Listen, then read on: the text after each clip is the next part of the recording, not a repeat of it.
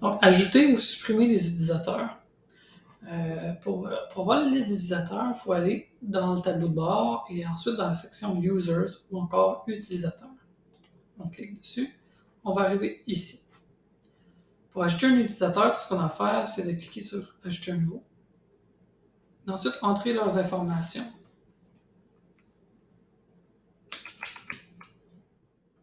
Nom d'utilisateur, courriel. Je conseille habituellement d'avoir le nom d'utilisateur et courriel similaires, identiques.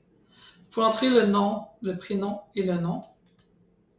Facultatif, mais ça permet de savoir à qui appartient le compte. La langue par défaut, si vous avez plusieurs langues sur le site web. Et le mot de passe par défaut. On laisse cocher envoyer un courriel au nouvel utilisateur, ce qui va lui permettre de modifier son mot de passe par lui-même par la suite. Donc, on peut laisser le mot de passe comme ça par défaut. Ensuite, il faut choisir son rôle. Plusieurs rôles existent. Ces rôles-là peuvent vouloir dire différentes choses sur votre site web. Le rôle qui permet d'avoir le plus de modifications est le rôle administrateur. Le rôle administrateur a tous les accès. Sinon, ensuite, on a le rôle éditeur. Le rôle éditeur, habituellement, a accès aux pages, aux publications, peut en créer, en supprimer, mais ne pourra pas modifier les menus du site web, les plugins et les choses un peu plus avancées.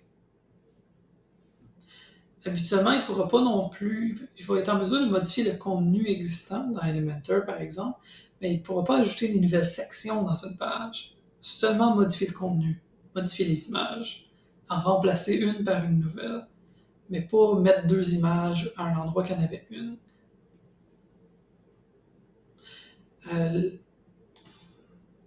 Une fois prêt, on va juste cliquer sur Ajouter un nouvel utilisateur et l'utilisateur en question va recevoir un courriel.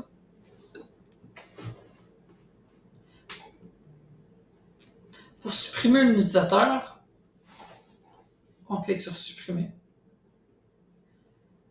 Si l'utilisateur a perdu son mot de passe et que vous le demandez, on peut aussi cliquer sur Envoyer une réutilisation de mot de passe ici. Donc maintenant, on va supprimer le compte.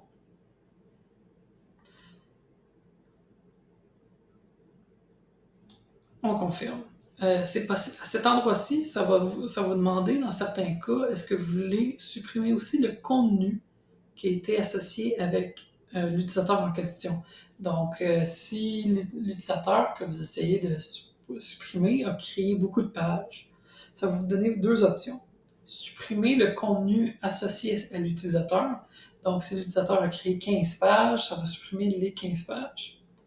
L'autre option, c'est d'attribuer le contenu à un autre utilisateur. Par exemple, on pourrait attribuer le contenu d'Alex à moi. Donc, dans ce cas-ci, si on ne veut pas supprimer les 15 pages d'Alex, tout ce qu'on va avoir à faire, c'est de réattribuer le contenu vers moi ou quelqu'un d'autre dans votre équipe. Juste noter que dans ce cas-ci, ça ne s'affiche pas parce que Alex, le compte qu'on vient de créer, a créé aucun nouveau contenu. Donc, si vous voulez éviter que le contenu soit supprimé, toujours le réattribuer à quelqu'un d'autre de votre équipe. C'est juste pour des questions de... C'est pas visible de toute façon au public. On confirme. Utilisateur supprimé. Voilà.